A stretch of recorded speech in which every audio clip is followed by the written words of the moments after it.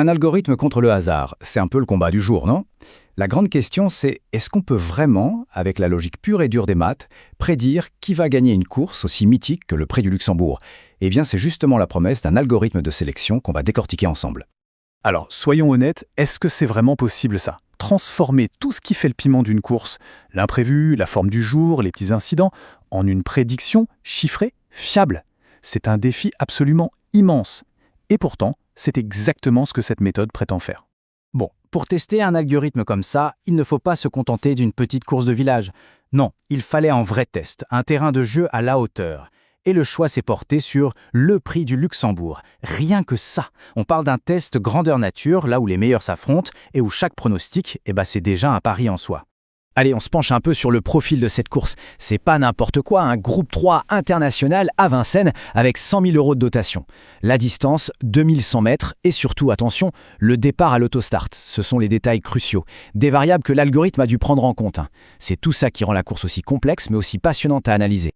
Ok, avant de plonger dans la méthode, il faut bien comprendre à quoi on s'attaque. Quel est l'adversaire? Au cœur de chaque course, il y a ce truc, cette variable complètement folle et imprévisible, ce facteur que tous les parieurs connaissent, redoutent et essaient de dompter. On l'appelle l'équation du hasard. Et là, la source le dit très bien. Le défi, c'est de, je cite, maîtriser l'équation du hasard. Franchement, l'ambition est énorme, presque démesurée on pourrait dire. Et pourtant, c'est pile poil la promesse de l'algorithme qu'on va voir. Alors comment on fait pour s'attaquer à cette fameuse équation? L'arme secrète ici, c'est un algorithme de sélection. En gros, un outil mathématique super puissant qui est là pour éplucher toutes les données et, en quelque sorte, réduire le chaos pour ne garder que les possibilités les plus sérieuses. Et attention, cet algorithme, il n'arrive pas les mains dans les poches. Non, il a une promesse, un chiffre qui claque et qui interpelle.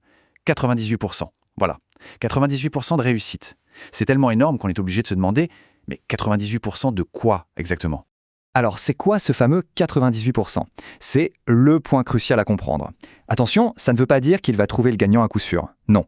Ça veut dire qu'il y a 98% de chances, d'après ses concepteurs, d'avoir au moins un des chevaux sélectionnés dans les 3 premiers. L'idée, c'est pas de faire un sans faute, mais de se donner une chance énorme d'être dans le coup pour le podium. Bon, assez parlé de théorie, on passe à la pratique. L'algorithme a fait son travail, il a mouliné les données et il a rendu son verdict. Il a choisi 6 chevaux. Alors, qui sont ces élus? C'est ce qu'on va voir tout de suite. On commence avec les 2 poids lourds de la sélection. On peut dire que ce sont les fondations du prono. D'un côté, on a le numéro 4, Executivec. Lui, c'est le grand favori, le choix de la logique, un vrai métronome.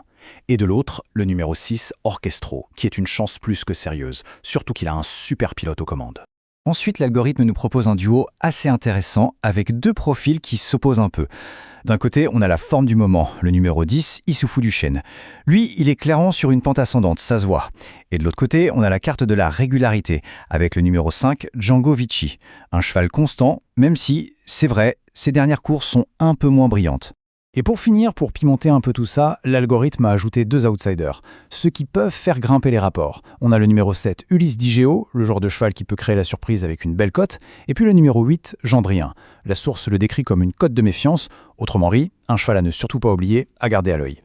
Voilà, on a toutes les pièces du puzzle, les favoris, les challengers, les outsiders. Maintenant, le moment de vérité. Comment est-ce que l'algorithme a assemblé tout ça pour nous donner son pronostic final? On a les sinon, mais dans le Quintet Plus, l'ordre, c'est tout ce qui compte. Alors quel est le classement final de la machine?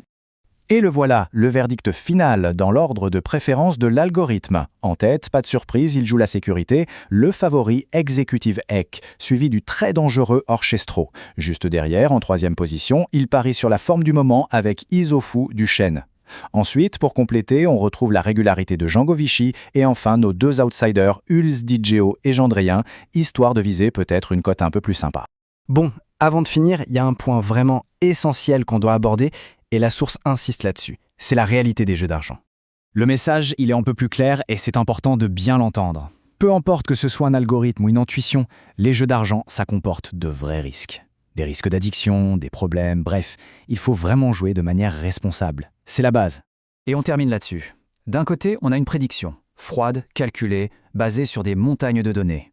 Et de l'autre, on a la réalité. La piste, la sueur, les aléas, tout ce qui est imprévisible dans une course. Le jour J, ce sera le choc entre la logique des maths et la réalité du terrain. La grande question, c'est qui aura le dernier mot?